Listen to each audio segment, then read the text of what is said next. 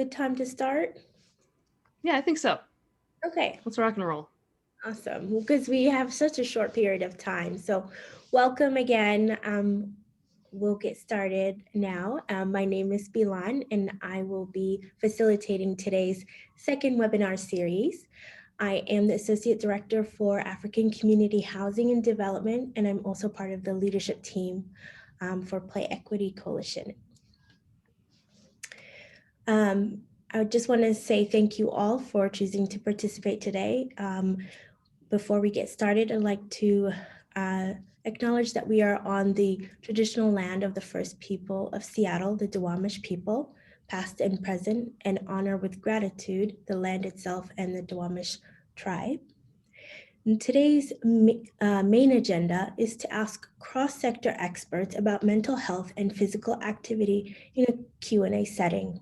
I'd like to introduce our panelists. We have Jessie Matsui with African Community Housing and Development. Hello. Megan Bartlett with We Coach.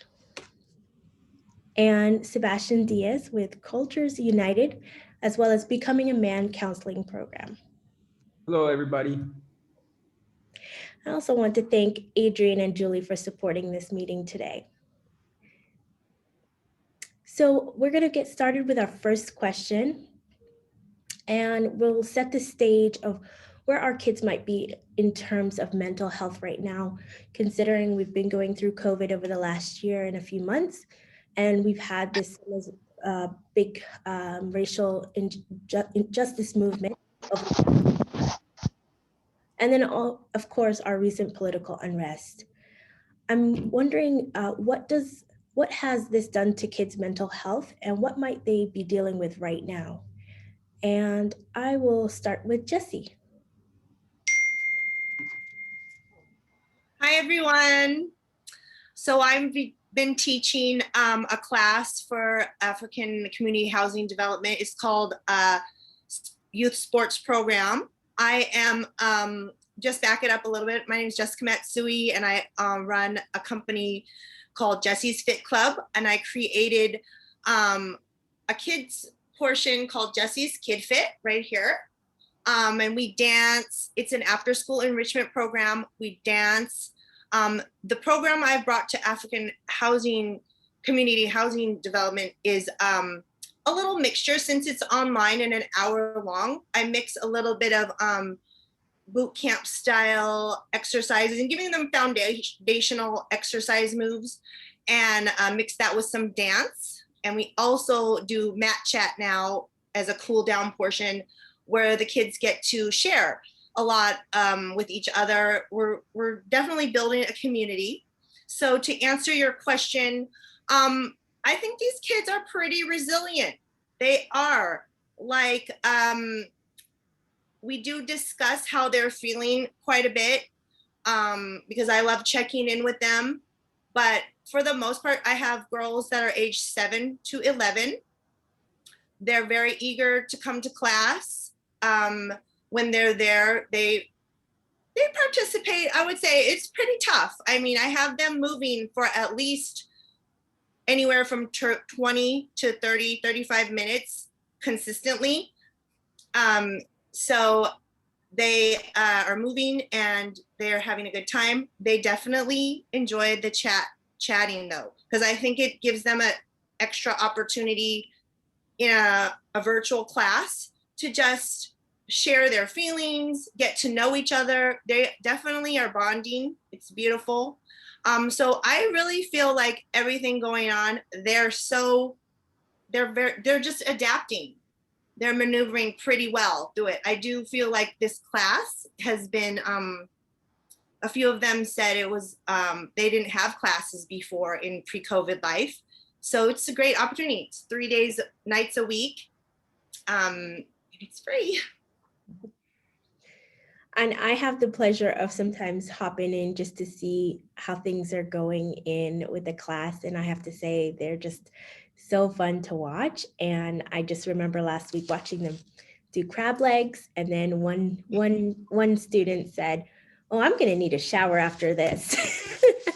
And I just loved it so much. So I like seeing that they're working out and making jokes and having a good time. So really appreciate you, Jessica.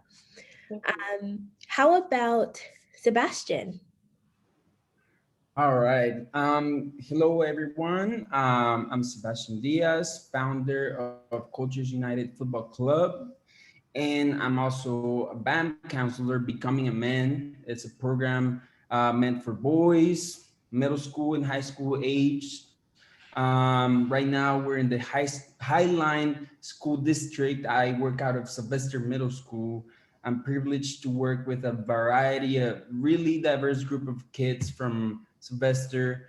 I guess I'm gonna have two perspectives for you. I'm gonna have the perspective of a band counselor, the mental health, and then I'm also gonna have the perspective of a sports manager slash coach with Cultures United. So from the band perspective, actually both, we've seen a lot of stressors in kids, like there's a lot of anxiety going on. Like last year at the beginning of the pandemic, I remember being at school and the kids just looking at the news and being like, ooh, when are we next? When are we gonna shut down next? And then all of a sudden it kind of like sneaked up on us, and next thing you know, we were next. We shut down, and I haven't had the chance to see everybody. I've seen a few kids, but not everybody since then. So it really was kind of like so shocking, and the way it all happened, it all unveiled. And then likewise, all the other events that happened throughout 2020 were just really, really stressful and kind of like filled with anxiety. Nobody was expecting what happened in the summer with the death of George Floyd and everything that it triggered, and then the other deaths that accumulated. It was just really, it was really sad. At the same time, it just all kind of happened so quickly. Um, and then, from there on, it was like, what's next? What's next? Even the kids themselves were asking themselves, what's next? And then thankfully, we survived 2020. Then we start talking, about the resilience, how these kids have been adapting to this whole pandemic, everything that happened in 2020, even at the beginning of 2021, like kids, of course, they become exposed to this news, whether it's at home, social media, or even class, they talk about it. And then they take it, they accept it, they adapt, and then they become resilient. And so many of them, they're still hanging in there. I gotta say, yeah, we have low attendance in our school district, but the kids that are in there, they're just been so resilient through so many things, possibly their parents losing their jobs and things like that. So resilience has been key for sure. Thank you so much, Sebastian. I appreciate your thoughts. And how about you, Megan? Sure. Yeah. Hey, everybody. My name is Megan Bartlett. I'm the founder of a company called We Coach. And we actually do a lot of work sort of sitting at the intersection of physical activity and mental health or sport. And in particular, the impact of overwhelming stress or adversity on young people and how sport and relationships can be a tool to help young people build resilience. And so I want to pick up a little bit on what Sebastian and Jessie said. I think that Jessie, it doesn't surprise me that some of the young people who are showing up to your class because they get to be active and because they get that opportunity to be connected, that might actually be one of the best parts of their week, one of the best things that they do, and is sort of indicative of why they might be a little bit more resilient than maybe some other young people, because we know that relationships, your relational health is more predictive of outcomes than the experience of adversity. So no matter what kind of adversity you're going through, if you have really great relationships, they can help buffer the impact of adversity. And we also know that physical activity is key to making sure that biologically we can absorb the stress that we're under, right? So right now, what COVID, has done to kids' mental health broadly is it's definitely had an impact, right? Overwhelming stress changes our brain. And in order to make sure that we can be resilient to that overwhelming stress, we do need some really intentional, targeted interventions. The good news is we can overcome it, but we need to think about it in a really specific way. And I think the only other thing that I'll add about this moment that I think is really important, sort of in two parts. The first is that what COVID has done to kids' mental health, I think, is it's exacerbated the stress that some young people have, right? We already knew before COVID that some young people are more likely to face things that are overwhelming in their communities or in their environments or in their homes. And now we know that some communities are disproportionately impacted by the coronavirus, the implications of the coronavirus, by the implications of our renewed reckoning around racial injustice, by the implications of a continued divide in the sort of general culture and conversation. And so I think it's made this sort of haves and have-nots around support for people in mental health. It's exacerbated that distinction. And I think it will continue to do that because as we go back to working with young people who maybe even before COVID-19 had a lot of stress in their lives, we're all going back having had a lot of stress in our lives too, right? We're all going back having experienced a year of isolation and shutdown and uncertainty and lack of predictability.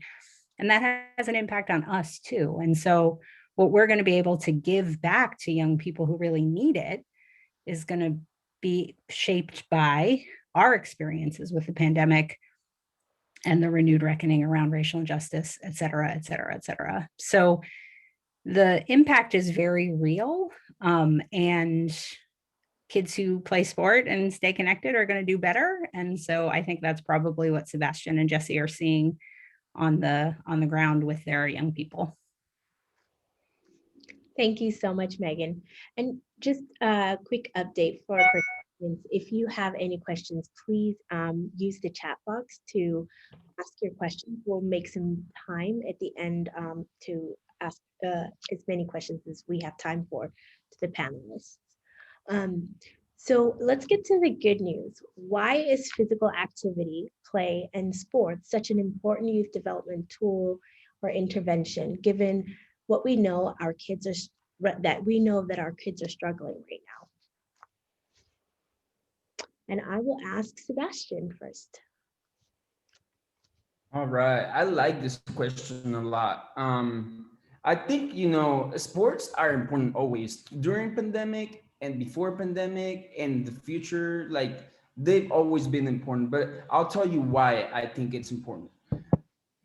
Sports allow us to create the sense of community. It allows us to generate inclusion,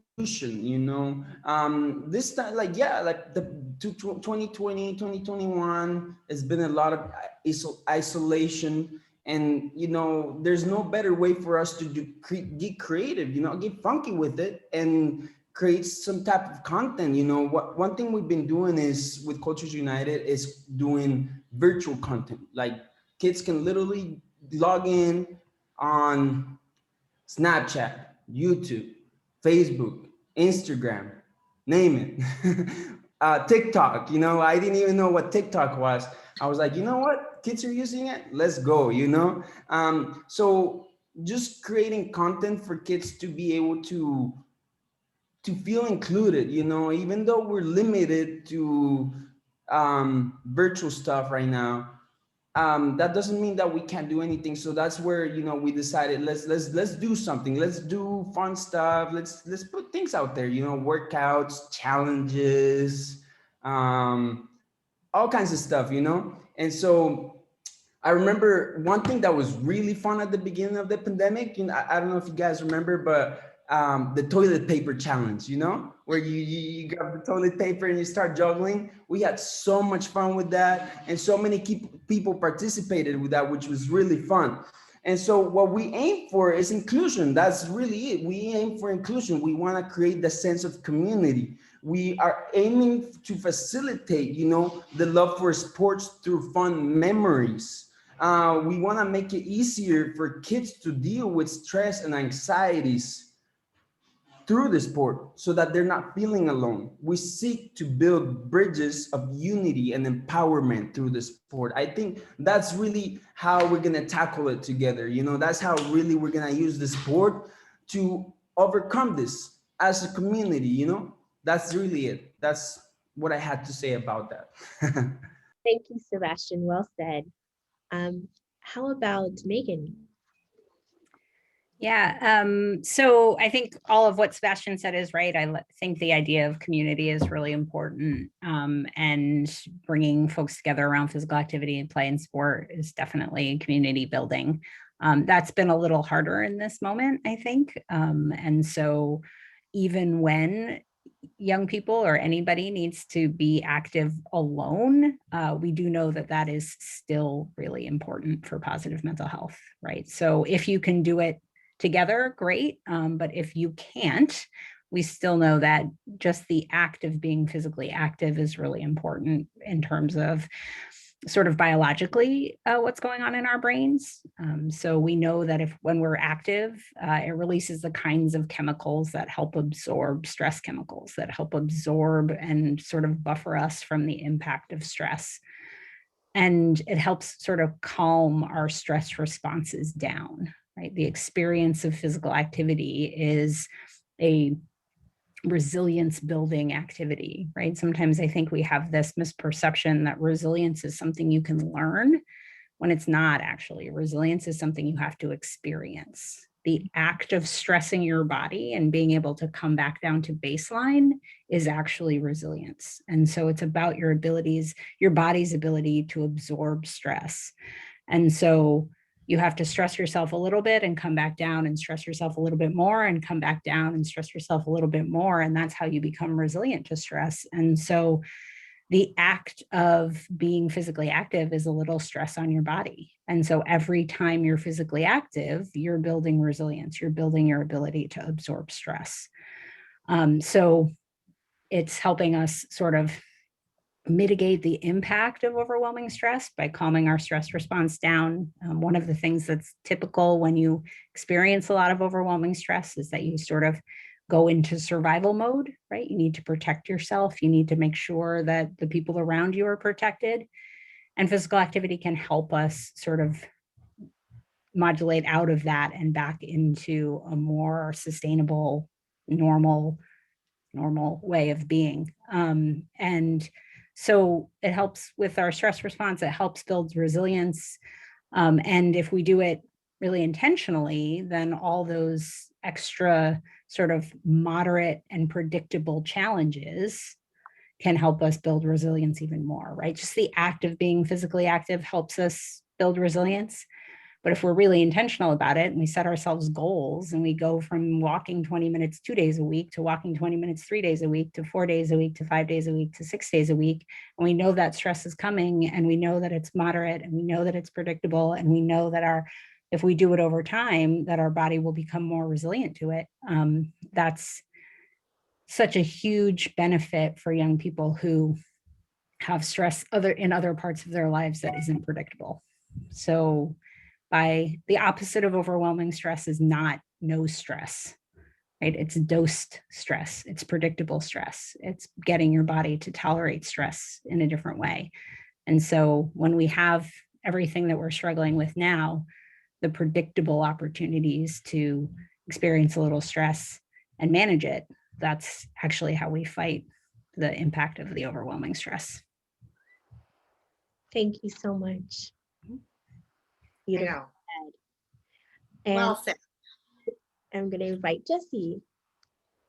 Well, I can just add to Megan and Sebastian and just include that a goal of mine was when I heard my set was going to be a 7 to 11 girls, and dance is so joyful. So I knew that would draw them in, but I wanted to teach them more.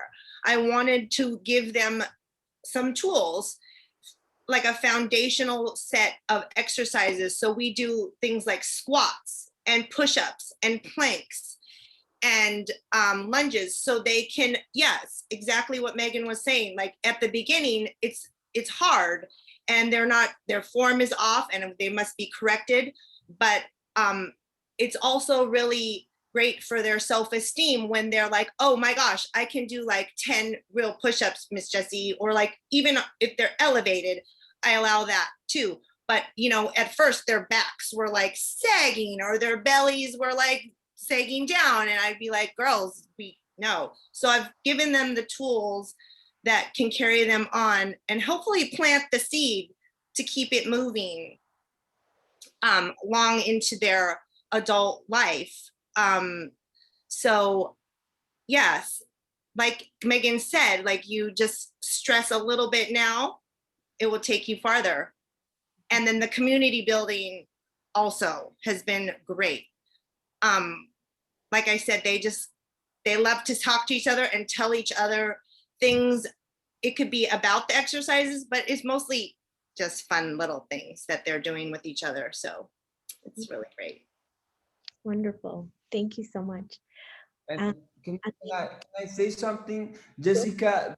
That fact that you're teaching the girls about, like the proper way to lift something. And I guess I come from, my mother has had 3 back surgeries in her life, and I bet you she would appreciate it if when she was younger, if somebody were teaching her about those things. I think it's so important to the skills that you can absorb through sports can carry you a long ways into your adulthood life, and it's just great. Yeah. Thanks. Thank you. To you. Thank you. And then I'm going to ask our final question is, how does your organization connect the dots between mental health and physical activity programming? And I'll start with Megan. Sure. Well, so my answer is probably on the boring side because I don't get to do it directly with young people. But we focus all of our work on how do we educate coaches? How do we make sure that coaches have the tools that they need in order to create resilience building, healing centered sport environments? And so that's really, for us, it's about making sure that we know and understand the science, and we can help coaches know and understand the science, but also not lose all the good things about sport that Jessie and Sebastian are talking about the community, about the fun, about all of the things that are why kids join and stay in sport. Those are part of how we create those environments for young people so that they'll stay and get the benefit of physical activity, get the benefit of positive relationships as well. So all of our dots go through the adults who are working with the young people and making sure that coaches who generally, from a youth development perspective, are undervalued, and how do we make sure that they have the tools to be valued in the way that they should be, and understand the impact that they have to not just help build, great skills through sport, but also help kids heal, which is the fundamental work of so many youth development programs. Thank you so much. And then let's ask Jessie. Oh, well, I don't really have any clinical or Megan, I love the way you speak. So I just know that, like I said, the dancing brings joy, and I'm really just trying to give these girls something to be proud of. Like we took a baseline test in the beginning, and I'll keep retouching with that and to track their progress. And I feel like that in and of itself is really rewarding, to come from maybe not ever seeing something done to being able to do it, or just even like showing each other. I feel like they're very proud of themselves, proud of their other friends that can do it too. And they like to compete against each other, whether it's a competition or not. It's really adorable. So I'm sorry, Bilan, can you add to that? Aren't you supposed to add to I concur wholeheartedly. I said the same thing earlier when I was speaking with Megan and Sebastian. I said, I don't have clinical background. I just know that movement feels good. And Megan, look, Megan saying yes. That's all there is to it. Yeah. Well, I think that's one of the things that we really need to make sure people understand, particularly coming out of this, but even before that, right? That clinical interventions or clinical work is one way to help young people. And it's one way to help young people. And it typically targets young people who are already suffering from something, right? Who are already beyond the point of being able to tolerate what they're up against. And in order to help make sure that fewer kids get to that point, then we really need to empower people who are working with young people every day to really understand where the power in their intervention is and how they don't have to be clinicians. They don't have to be have advanced study. They just have to be a little bit more intentional about what they do and how they do it. And that can actually have a huge impact, right, on young people. One of the things that we know about healing is that healing doesn't happen in 45-minute bursts, right? Like that is actually not biologically respectful of what we know happens in the brain, right? And what is biologically respectful, what does happen is healing happens in tiny little 10-second bursts. It happens every time you look a young person in the eye and give them support. It happens every time you give them a high five. It happens every time you remember something about them that they feel valued and feel connected to you. And that relational health is that's how we act on what we know about the impact of adversity. And so that's just how the brain works. And so if more people understand that, then we can both have clinical interventions and a bunch of adults who are helping make sure that fewer kids need those clinical interventions. Thank you. And Sebastian, can you please add to that? Yeah, I mean, I'm just gonna add to what Megan said, like in my opinion, and one thing we've been doing with Cultures United is, just making sure that the kids have somebody there to listen to them, to be there for them. Our coaches are not just soccer coaches. Our coaches are mentors, people that are there for the kids to be able to listen and relate, possibly in any way. Because here's one thing I noticed in 2020, one thing that we would talk about with the kids is like, previous to the pandemic, we'd be sitting in the classroom and I'd be saying like, get away from your phone. Then now we're telling kids to be on their phones, to connect, to be connected. So really, what it comes down to is just being there for them, creating connections, listening. Because one thing I like to do is just treat kids like adults. If you're having a conversation with another adult, you're listening, you're paying attention, you're dedicating your time to that adult.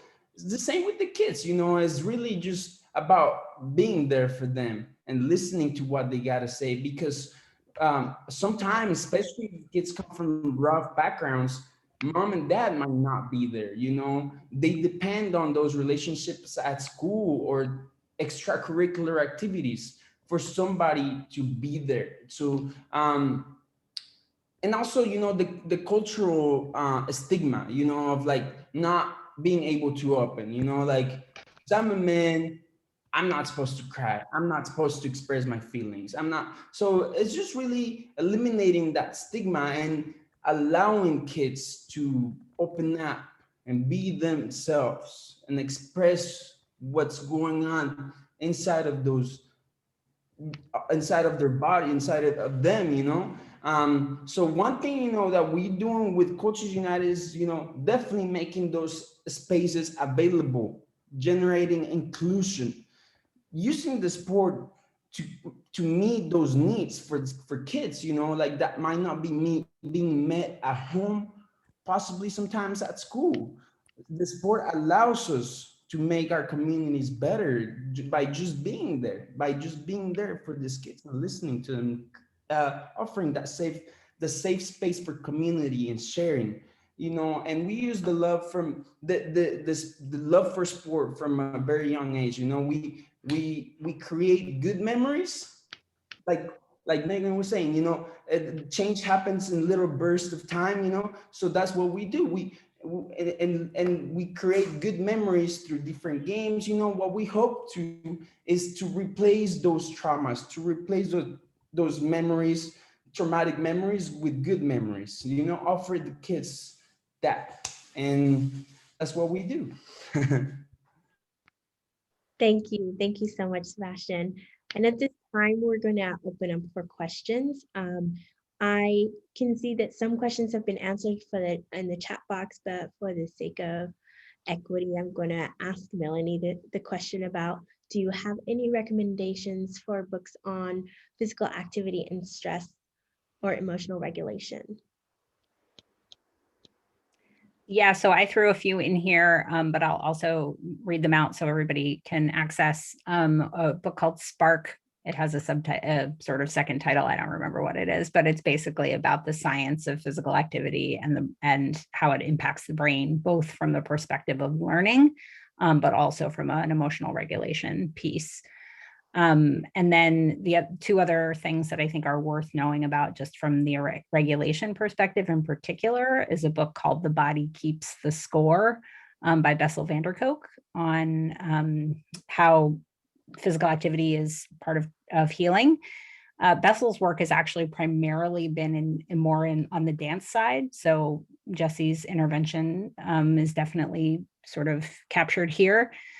Because we know patterned, repetitive, rhythmic activity is soothing, because we know from a biological and brain perspective that every time you engage in something that's patterned, repetitive, and rhythmic, that's having a positive impact on your brain and on your mental health. So Bessel's work has primarily been in that space. And then my favorite neuroscientist and child trauma expert is a guy named Bruce Perry. And if you haven't read The Boy Who Was Raised as a Dog, you should. It is the Bible on working with young people who've been exposed to trauma. And he has a book coming out in April that he co-wrote with Oprah on resilience and managing stress, and talks a lot about patterned, repetitive, rhythmic activity and how moving your body is such an important part of healing. Thank you so much.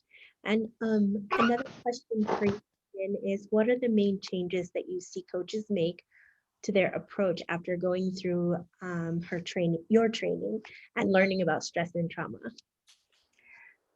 Oh, Julie, what I hope coaches do differently, or what I always see them do differently. I'm not sure those are the same thing, but I think it's a couple of different things, a couple of main things. One is that I think if coaches start to understand that dysregulation is not a choice that kids make, but a biological state that they are in, then we can actually intervene in it differently, right? It's not the young person is being disrespectful to you.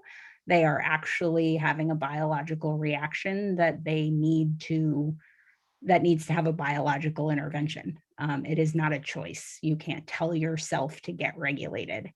You have to change your biological state. So one thing there is just, I think the way we intervene with young people when they are dysregulated tends to be sort of cognitive, tends to be, you should choose a different way to be, when that's not really feasible. That's not really how the brain works, right? We have to start with a regulating activity so that they can get to the place where they can use their brain that way. So one is just thinking about behavior in a different way and intervening in a different way. And then I think there's all kinds of tweaks that you can make to practice structure or to the way you instruct that enhances or sort of builds on those resilience building opportunities, right? We know that, like, in order to build a new skill or to build resilience is something, you go beyond where you're comfortable, right? And so weightlifting, for example, and you don't go from 50 pounds to 250 pounds. You go from 50 to 55 to 60 to, right? And so, but you go a little bit beyond where you're comfortable and then come back down.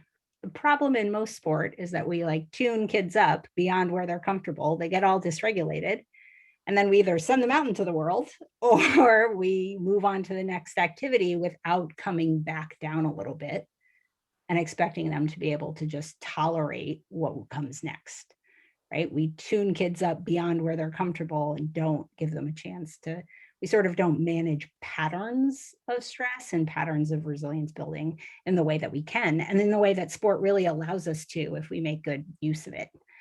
And then I think the other piece is just what are some really core relationship building skills that coaches can adopt, right? We have sort of a coach ethos that you do as I say, not as I do, or it's my way or the highway. And those aren't really relationship building orientations. So how do we make sure that coaches have some skills to build relationships with kids, particularly with kids that are harder to build relationships with? Well, thank you so much. For the sake of time, I want to maybe move to the next slide deck and just show you all opportunities to connect with our panelists today. Sebastian with Cultures United, Jessie Matsui with Jessie's Fit Club, as well as African Community Housing Development, Megan Bartlett with We Coach, and myself in there as well with African Community Housing and Development. I want to say thank you so much for joining us today and sharing your insights. It's very valuable to all of us, and we appreciate you for your time. And at this time, I'm going to hand it off to Adrian for closing comments and about Play Equity Coalition and action teams, our membership and donations. Thanks, Bilan, and thanks everybody for being here, all of our panelists. Just another great conversation. And I'm here just really quickly to introduce those of you who haven't been introduced yet to the King County Play Equity Coalition. This is our second webinar. The goal of these is really just to, one, highlight some of the awesome work that our members are doing and tell the stories of what's happening on the ground, to elevate topics that come up through our work. So at the coalition, we're a group of now I think we're over 110 members, cross-sector, community-based organizations, government agencies, schools, who are all focused on trying to get kids more active in King County. And so we've been at this over a year. We're still, in the growing phase, but we're growing fast and there's a lot of folks involved. These webinars are one way, again, for us to get new folks oriented with us and with the folks doing the work. And if you're interested in this conversation or others like it, about how to get kids more active in King County, we want to have that conversation with you. Our work is ongoing. We have a membership that anybody is welcome to join. You can join via our website, which is there on the slide. We have quarterly meetings, the next of which is coming up in March 11th. So if you sign up as a member, you get monthly updates, you get weekly updates, you get information on all of our quarterly convenings. We also have some action teams that at this point are mostly COVID related. We're doing some COVID related advocacy around maintaining physical activity in schools. We have a convening of practitioners who are talking about returning to play and sort of how to navigate bringing kids back in person. And then we have a group that's talking specifically about land use, taking a look at joint use agreements and figuring out how to make our physical space in King County more accessible to everybody. We're doing one of the big things we do is sort of seed collaboration. So the network of the membership is a core piece of what we're trying to do. It's obviously been interesting the last year being remote with the networking piece, but we we do really value, making sure that we're sort of creating a strong network and movement in King County around getting kids moving, because we know that the stats around that are not good. And if you're interested in the actual stats, we have a report for that, and you can go to our website and read all about who's moving in King County, who's not, and more of our efforts. The last thing I'll say, it looks like we have one question. Let's see, do we have time for this? I don't know if we have time for it. Dylan, I'm so sorry. Maybe we can take it offline. I'm worried. I want to make sure that we go, that we maintain folks' time. So I'm sorry, but we're gonna move. So the last piece is just to say that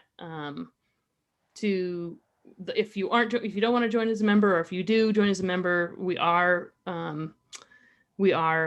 actively looking for support. So if you want to support by showing up and telling us your story and doing action teams, that's awesome. If you want to support us financially, we are actively looking for that as well. So there's a donation opportunity on our website, and you can continue. We're looking for folks who are hoping to support our work and support folks like Sebastian and Bilan and Jessie in their work in King County. So thank you, everybody. I look at that, 1 minute to go. Awesome, Sebastian and Dylan, you're going to connect. Thank you. That's great. I appreciate the flex there. And thanks again to our panelists. This has been recorded, so we'll post this recording up on the Coalition YouTube site, and we'll post it up on our Twitter so you can point folks who weren't able to make it there. And we hope you join us at the next one, and we'll send everybody off into their day. So I hope everybody has a good, safe, if you're in Seattle, warm day. Stay warm if it's going to snow, and we appreciate everybody coming to spend time with us. So take care. Thanks, everybody. You. Bye-bye. Yeah. Bye.